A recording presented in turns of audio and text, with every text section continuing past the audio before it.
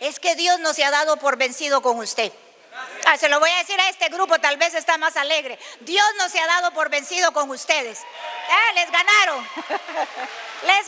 Les ganaron. Amén. Dice la palabra, oiga bien, y por eso le dije, a veces nosotros sentimos como que ya no podemos, sentimos como que Dios no nos da respuesta, pero por eso empecé abriendo esta palabra, diciéndole que Dios no se ha dado por vencido con usted, amén. Dice la palabra en el libro de Mateo 22:37, amarás a tu Dios, dice, por sobre todas las cosas, con toda tu cuerpo, con toda tu mente, con toda tu alma. Y en el libro de Marcos 12:30 le agrega, y con todas tus fuerzas. Podemos repetir este versículo leyéndolo. Abra sus Biblias en el libro de Mateo 22, versículo 37. ¿Qué es lo que dice la palabra? Jesús les dice, amarás a tu Dios. Mire bien, hay un solo Dios, hay un solo Padre, hay una sola persona que si yo voy a amar, si yo voy a servir, si yo me voy a entregar, si yo voy a hacer algo, lo tengo que hacer solamente a Él. ¿Cuántos dicen amén?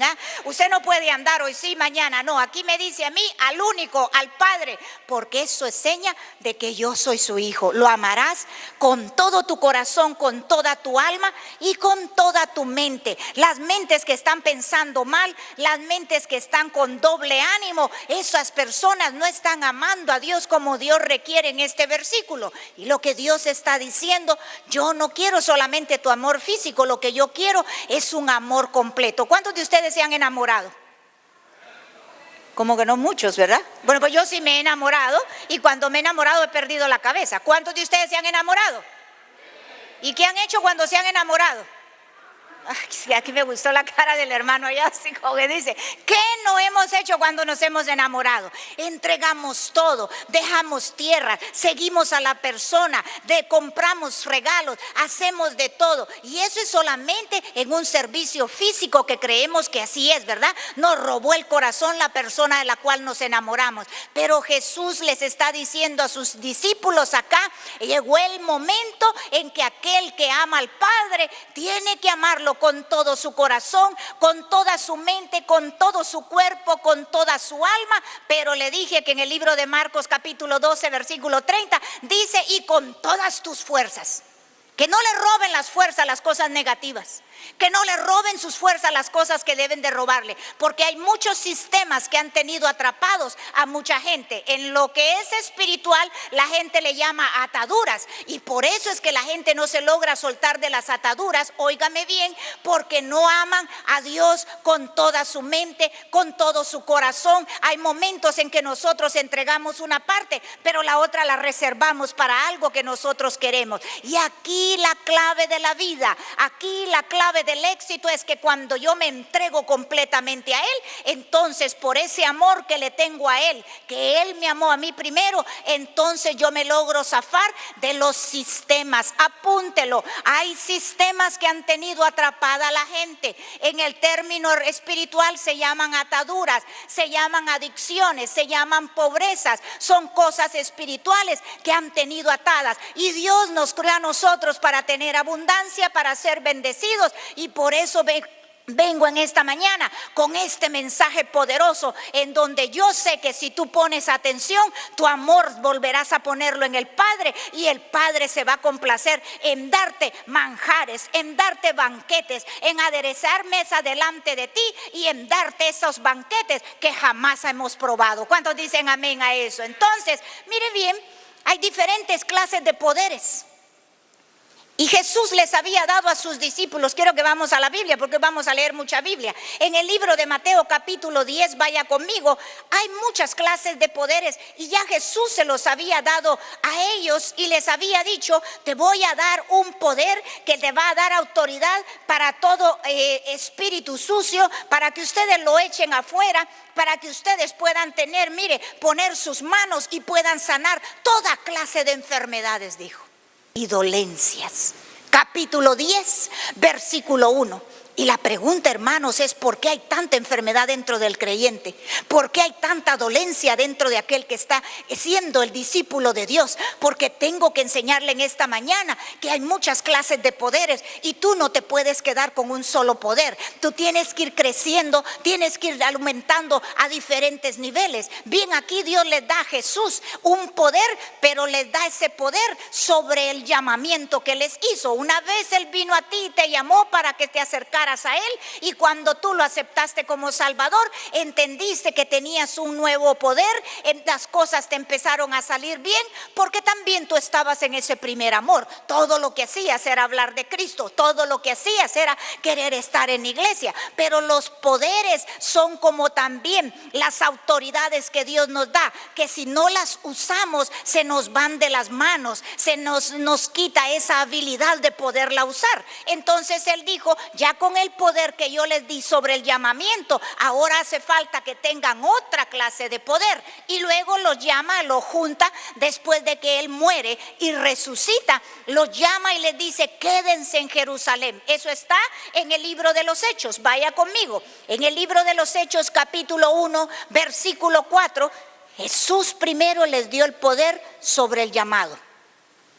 Dios te dio poder sobre algo que ya empezaste a hacer, pero ahora resulta que eso como que ya no te está saliendo bien. Resulta que ahora tú dices, ¿qué pasa si yo estaba creyendo, si yo tenía estabilidad? Entonces viene y les dice, ahora el Padre desata otra clase de poder. Si usted se da cuenta, en esta mañana yo le dije que hay diferentes clases de poderes, como diferentes niveles de fe, y usted no se puede quedar chiquito, usted tiene que crecer en todo lo que Dios tiene para nosotros, ¿verdad que sí? Todos queremos crecer, no queremos quedarnos enanos espirituales. Entonces Él viene acá y les manda, esperen hasta que venga el poder, o sea, hasta que venga el poder del Espíritu Santo, para que entonces ellos pudieran hacer algo más grande. Recibieron poder de Jesús, ahora reciben el poder del Padre. Pero algo les pasa a estos discípulos, porque ya tenían poder. Y lo que estoy hablando es una anécdota. Quizás en muchas de las cosas que hable tú te vas a identificar con esto, porque estos fueron hombres y mujeres que siguieron a Jesús, que eran aprendices, estaban aprendiendo su palabra, que ellos dispusieron y dijeron, yo voy a seguir a este hombre. Y así nos pasa a nosotros en la vida. Empezamos a creer en Dios, empezamos a seguir sus enseñanzas, pero de repente algo pasa. Nos encontramos con un túmulo o un bomb, como dicen acá en el inglés, ¿verdad? O un, ¿cómo le dicen los puertorriqueños? Le dicen un policía acostado, creo yo, ¿o no? ¿No? ¿Cómo dicen para esos túmulos? Un muerto acostado. Padén. Uy, tanto nombre, mire, túmulo, padén, muerto acostado, policía acostado, yo no sé tantas formas que le dicen, ¿verdad? De repente encontramos eso en la vida de nosotros y pensamos, ¿qué pasó?